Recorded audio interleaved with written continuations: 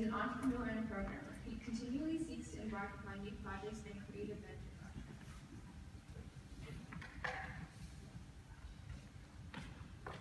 Hello. Hey. So let me first start off by saying that ever since the 5th grade with Mr. Chung, I've always wanted to speak on some kind of TED event. So this is such a humbling experience for me. It kind of comes full circle. So let's just jump right into it. You see it? Yeah.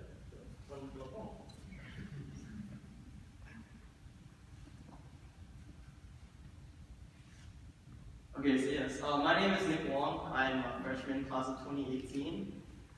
Some of the stuff I'm doing at school, I am a part of the JV volleyball team, the chess team, and I'm also a young entrepreneur and programmer. So let's just jump right into my presentation.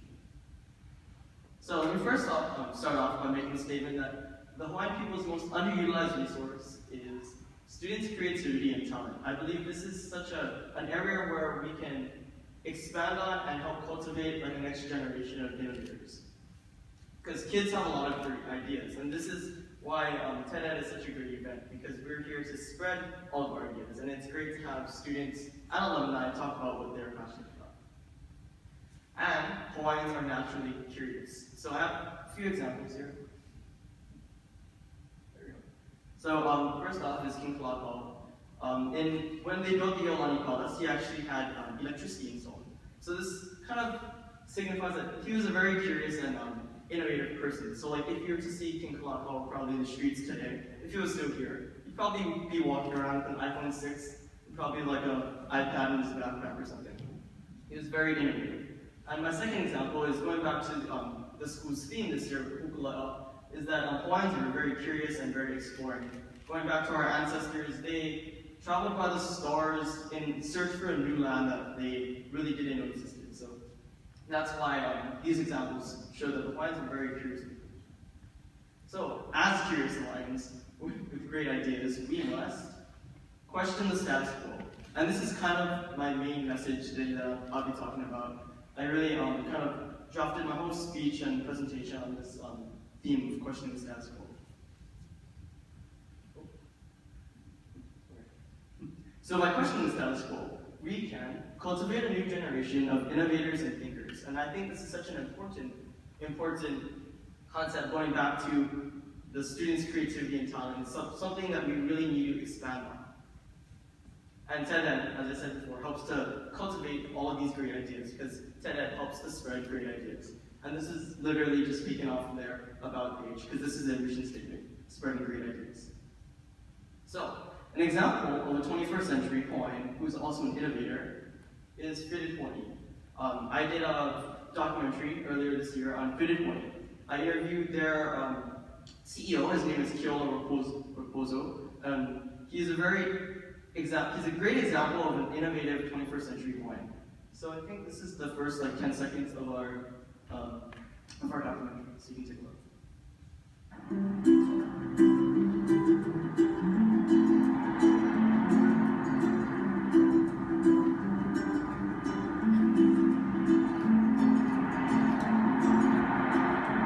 What started as just an idea for a small hat shop turned into a well-known company in the state of Hawaii, recognized by large organizations.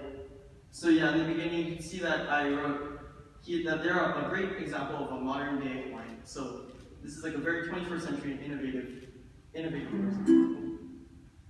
So this is a picture of Keola. As you can see, his designs are he's very rooted in from where he came from. He was raised in Kahului, and a lot of his designs tell a story of our culture. So as you can see in the far right-hand corner, it says the Kamehameha poster. So as you can see, he's very rooted, and his designs tell a story of our culture and where he came from. Yet at the same time, the laptop and the computer monitor are also symbols that he's very innovative and in the now.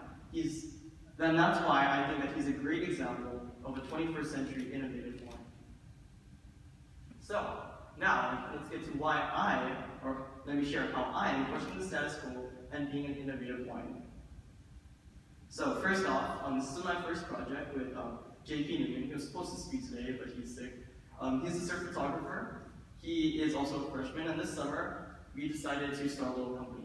So like, every Sunday, you'll probably, if you go down to Sandy's, he's probably there with all the other guys on patrol. So he's with his GoPro out in the water, and these are some of the shots that he took. And these are really nice pictures. So I first I made a website because I'm a web developer. So I made a website for him showcasing what he worked on.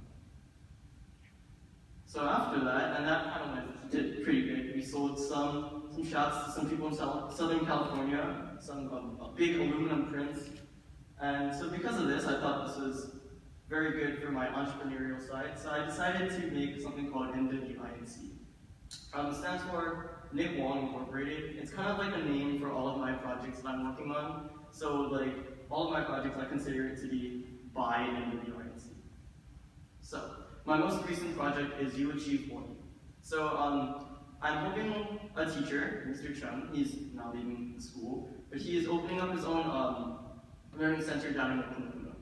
I helped him as a web developer design a website that will be able to register and keep track of all the students that are registered and handle payments and all that good stuff.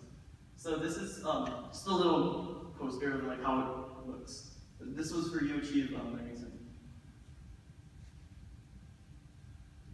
My second two projects I'm working on are kind of long-term projects. The first one on the left is called Kahakai, and it's going to be an online marketplace for young and up-and-coming photographers to be able to share and sell their work.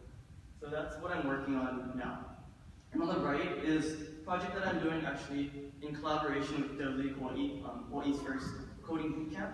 And this is going to be something to help the students of Kamehameha schools. The idea came when, after the first semester of school, I kind of just stopped using paper planners because I was just totally fed up with it. So what I thought was, why not make a web app that will be able to help students actually manage their time and manage all the commitments that they are undertaking, I guess. Because I'm a student athlete as well, and I have a lot of work to do, especially in volleyball season. So with Not Allow, I hope to kind of list out and give a visual of everything that I need to fulfill in all my commitments. So with this, we need to allow innovation at Kamehameha schools. And so let me begin with a little story. Earlier this year, I was programming, and I guess I got in trouble, because I guess the teacher thought I was doing something that I really shouldn't have been doing. So I was called into the office, my computer was closed down, and they were basically questioning me on what I was doing. So I kind of explained to them what I was doing on all my projects that I've been working on. I explained Kahakai, and I also explained that wall. And they asked me for any way that they could help me so that I could continue to work on my projects. I asked for some basic applications like a code editor, as well as some access to other applications, but this request was denied.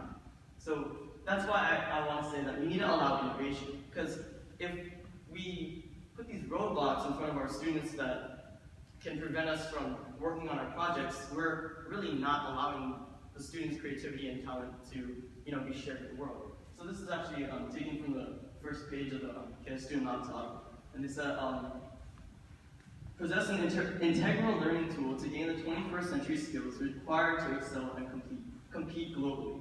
So the laptop does do this for us, yes, but I feel that in order to be more innovative, we need to allow students these applications to expand their knowledge and further innovate. And going back to this quote, I really love this quote from Steve Jobs. It said, "Innovation distinguishes between a leader and a follower." And I say that we shouldn't always be followers.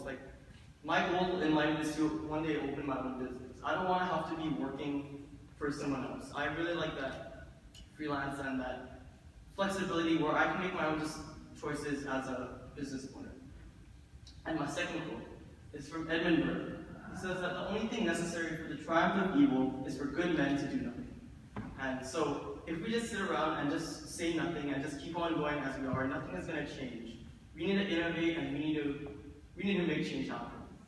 So I'll leave you with this. Become an innovator and question the status quo.